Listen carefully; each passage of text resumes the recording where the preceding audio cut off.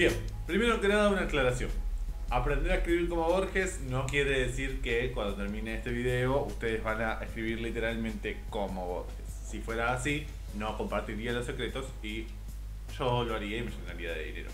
No es la idea de esto. Lo que nos interesa en esta serie es que podamos pensar cómo escriben estos autores, también vamos a buscar autoras. Que podamos pensar qué nos puede servir de eso, ¿sí? ¿Qué nos puede servir para pensarlo? Vamos a trabajar sobre una poética de estos autores, pero no lo piensen como una regla a seguir, para nada, ¿sí?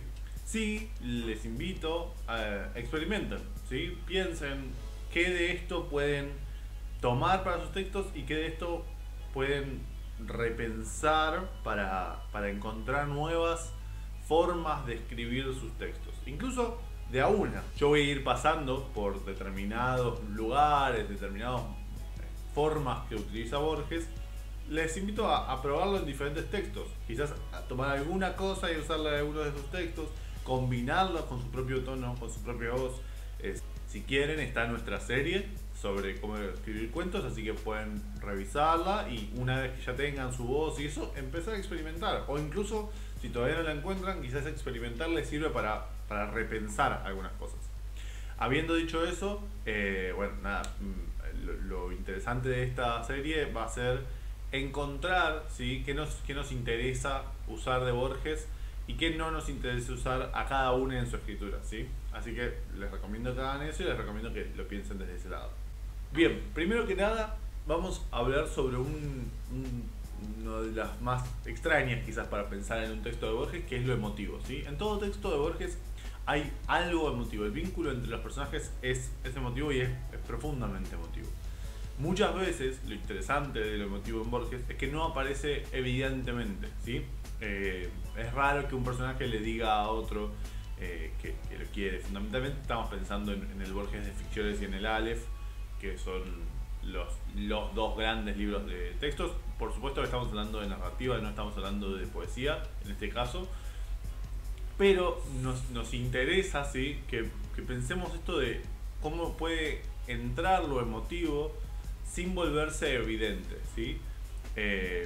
Funes el Memorioso, un texto que parecería muy alejado del narrador, el narrador percibiría desde otro punto, está vinculado completamente a ese yo y a sus viajes a fragmentos.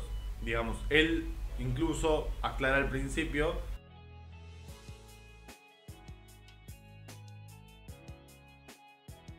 y eso es lo que nos da la pauta, ¿sí?, nos hace pensar cómo este personaje está involucrado directamente, porque si fuera algo realmente que lo escribe por los curiosos, si fuera algo que lo escribe por lo único de este Funes, bueno, nada, está bien, sería más quizás documental.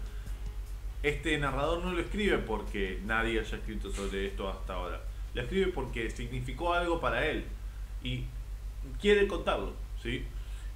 Por supuesto que lo vamos a ver en otros textos, lo vamos a ver en muchos y en general, incluso cuando aparezca algo evidente en la narrativa sobre lo emotivo, va a haber otra cuestión que esté un poco más, si se quiere, sosegada, y van a ver cómo aparece eso emotivo que es mucho más profundo que lo que uno puede ver en el texto a primera vista.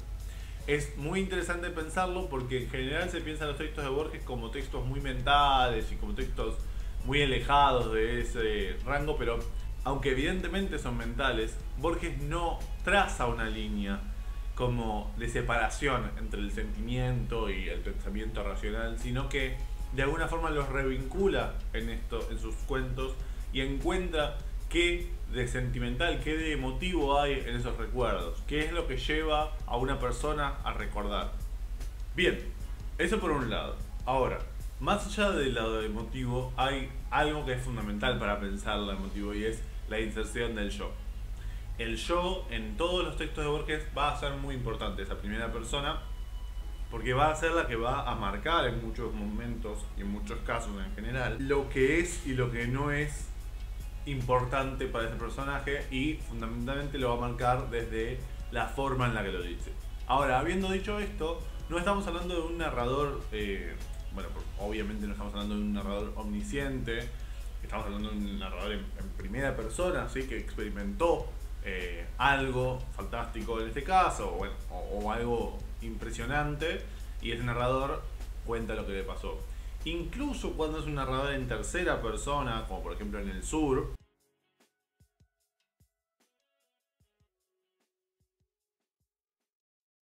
ese narrador se involucra en los personajes, ¿sí? Constantemente está pensando y está sufriendo con los personajes. Es muy empático, ¿sí? Es un narrador muy empático, y realmente eso se nota constantemente porque es quien marca esa diferencia.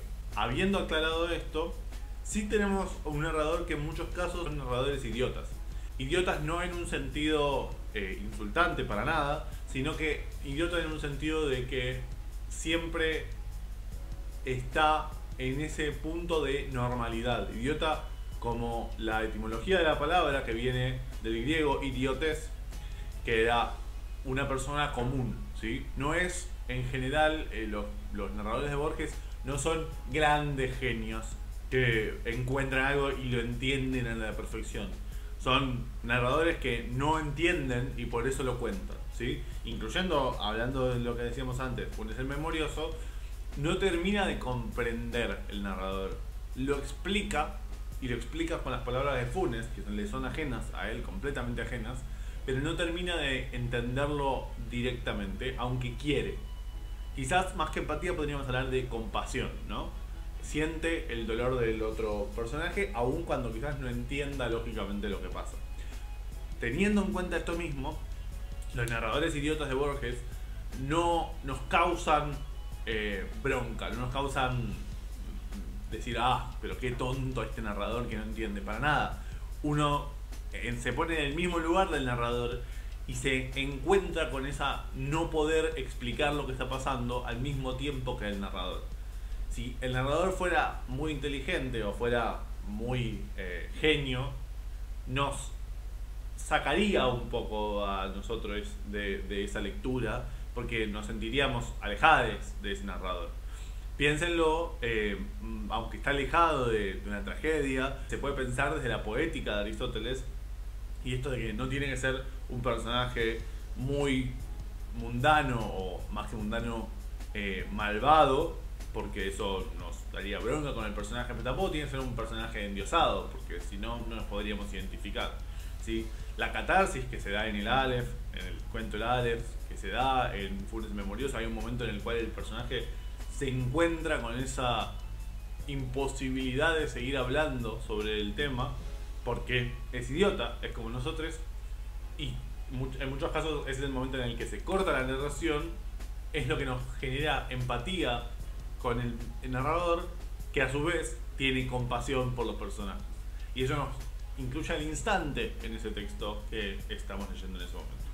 Hay un apéndice, quizás no me voy a extender demasiado, pero sí es interesante y es importante pensar que los textos de Borges son textos profundamente pensados y profundamente construidos. Son textos de ladrillo a ladrillo, ¿sí? No hay un texto voraz. Fundamentalmente en la escritura, ¿sí? Hay una construcción de frases, hay un trabajo de la construcción de frases que es muy importante. Quizás sería meternos con algo muy técnico, pero sí es interesante pensarlo, insisto, como algo para pensar en la propia escritura. Quizás escribir un texto un poco más corto, pero en el que cada frase tenga su sentido y en que cada frase tenga un sentido en general. No necesariamente tiene que ir todo al mismo punto, jamás Borges hace eso, digamos. Borges en general, cada frase está construida, pero no necesariamente va siempre al mismo punto, digamos. Si el asesino es A, no todas las frases van a ir hacia ahí. El mejor ejemplo de esto que estoy diciendo ahora es La muerte y la brújula, ¿sí? La muerte y la brújula, el narrador es más que idiota, ahí sí quizás es patético, más que idiota, y este narrador uno lo va encontrando cada vez más tonto mientras sigue leyendo, digamos, y va encontrando cómo no puede encontrar para nada la verdad y cómo lo único que hace es generar literatura, más que generar eh, una situación real. Y por supuesto cuando se rompe ese pacto de lectura en el cual uno deja de confiar en ese narrador, y en este caso del personaje, ya no queda mucho más para decir de este mismo detective. Hay uno de sus libros muy conocidos, yo dije que vamos a hablar de ficciones y Aleph, pero voy a permitirme esto, que se llama Historia Universal de la Infamia. No nos vamos a meter en particular con ese libro, ¿sí? Pero sí hay algo que usa Borges, no solo en ese libro, sino en general, que es la vida de los hombres infames, ¿sí? Ese es su nombre de un libro de Foucault, que se lo recomiendo mucho si quieren leer algo de filosofía mezclado con una fuente muy cercana y muy pensada. Foucault era un admirador de Borges y tiene sentido en su escritura misma, que es los infames que aparecen son siempre personas que no tienen para nada, así como los narradores no tienen para nada esta genialidad, los personajes tampoco. Funes es una persona increíble, pero al mismo tiempo no tiene ningún tipo de fama. Apareció en algunos diarios, pero no tiene ningún tipo de fama. De la misma forma podemos encontrar muchísimos, incluso el narrador del Aleph, que sería Borges, digamos, su nombre sería Borges, no tiene ningún tipo de fama comparada con Daneri, que aun cuando es un imbécil, tiene fama, digamos, es publicado, es premiado incluso. Los narradores no son para nada personas congraciadas, ¿sí? Son personas que o la pasan mal o tienen algún conflicto interno y la pasan peor. Siempre hay algo que quiebra a esos personajes, sea socialmente o sea personalmente, ¿sí? Nunca va a aparecer un personaje completo en Borges, ¿sí? Siempre le falta algo al personaje. Y esa falta es algo interesante para pensar en general con justamente estos personajes. Hay dos conceptos que voy a tratar a continuación y ya vamos a terminar este video, que son lo conceptual por un lado y lo epifánico por el otro. Están muy relacionados, así que ya lo van a ver, pero sí es interesante pensarlo un poco y darle una vuelta de tuerca. Lo conceptual tiene que ver fundamentalmente con lo que Borges toma de otras culturas, ¿sí? Constantemente Borges está tomando de otras culturas, del judaísmo, está tomando de Borges trabaja mucho lo oriental y la Biblia por otro lado, digamos, ¿no? Tiene como toda una gran escritura relacionada con lo oriental, que no quiere decir que sea escritura oriental, pero toma prestado conceptos de esos mundos que le sirven mucho, oriental incluyendo los judíos, y por otro lado la Biblia como parte quizás también de eso, pero también con Nuevo Testamento, digamos, no es solo la Torá.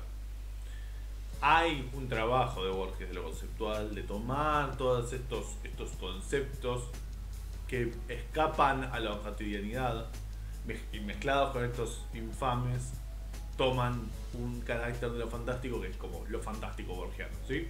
Hay que pensarlo, o es interesante pensarlo, cómo podemos tomar de alguna cultura algo y procesarlo, pero sin apropiarlo, sin pensarlo como una apropiación cultural que trabajaría algo de lo personal, ¿no? Digamos, o sea, de agarrar y, bueno, esto me sirve y lo uso yo como yo quiero y no doy, y no pienso en de dónde viene, y no pienso en todo eso. Lo que sí puede servir es tomar un concepto que nos parezca interesante y repensar cómo funciona eso en nuestro universo que creamos en nuestros textos, ¿sí? No tomar algo, sacárselo a una cultura y ponerlo en nuestro texto porque nos parece lindo. Repensar qué función tiene eso y repensar qué función tiene eso en nuestros textos, ¿sí? Son elementos del mundo, son utilizables, está perfecto, pero sí es interesante que si vamos a tomar un elemento de una cultura ajena, lo repensemos y pensemos qué sentido tiene, no ponerlo solo porque es exótico y entonces va a gustar. Para nada, no funciona así y de hecho cada vez funciona menos así. Más siendo blancos, heterosexuales, cisgénero, etcétera, etcétera, etcétera. ¿Sí? Hay que pensar que se toma de otras culturas. Borges tomó del judaísmo, Borges tomó de ciertas cuestiones orientales, pero no las tomó y las replicó porque les parecía lindo. Las reconfiguró en el contexto en el que estaban. ¿Sí? No las usó para hablar de eso incluso, las usó para hablar de otras cosas. Pensemos en el Aleph. El Aleph no es un cuento sobre un punto en el que se ven todos los puntos del universo. El Aleph es un cuento sobre Borges y su relación con Beatriz Viterbo. Entonces, en ese límite es interesante pensar qué se utiliza y cómo se utiliza, porque si no, es solo copia, es solo replicación y no sirve para nada. En otro punto, y muy vinculado con esto, lo epifánico tiene que ver con ese momento en el que, y pasa en casi todos los textos de Borges, ese momento en el que el narrador, el personaje, sea, se da cuenta, es algo que habíamos hablado antes en lo emotivo, pero es que se da cuenta de lo que está sucediendo y en ningún caso, y esto quiero recalcarlo muy fuerte, en ningún caso esta epifanía se vuelve evidente, ¿sí? No hay que pensar lo epifánico en Borges como el momento en el que le explica al lector lo que pasa, para nada. De hecho, muchas veces la epifanía se da en el personaje y el lector ni se entera y el narrador ni se entera, ¿sí? Hay que pensar cómo reaccionan las personas a esa epifanía, cómo reaccionan a ese momento específico en el que se dan cuenta que, bueno, existe el Aleph, que podría dar otros ejemplos, me parece que está interesante quedarnos con estos. ¿Cómo reaccionan? Bueno, hay un montón de formas en las que pueden reaccionar, ¿sí? Ahora, si la reacción es, uy, mirá qué lindo, se corta, porque no tiene el peso. Cuando alguien encuentra algo impresionante, como en el Aleph, o encuentra a alguien, o una historia incluso, como en el Milagro Secreto, ¿sí? Hay un momento en el que se encuentra eso que es fundamental, y es total, ¿sí? El personaje se ve completamente inundado de esa realización del mundo, y en esa realización es que entra lo interesante de los textos de Borges, ¿sí? Porque no es como si cualquier persona se lo hubiera encontrado, es como si esa persona se lo hubiera encontrado. Muchas gracias por haber estado acá. Estos son algunos videos que estamos haciendo para el taller de literatura y escritura. Nos gusta mucho hacer esto y nos gusta mucho dar talleres, así que si les interesa pueden encontrarnos en nuestras redes, como ya saben. Y obviamente que nos pueden encontrar acá, pueden seguir viendo nuestros videos de taller de poesía, del taller de cuentos. Yo soy Joaquín Rodríguez y me despido nomás.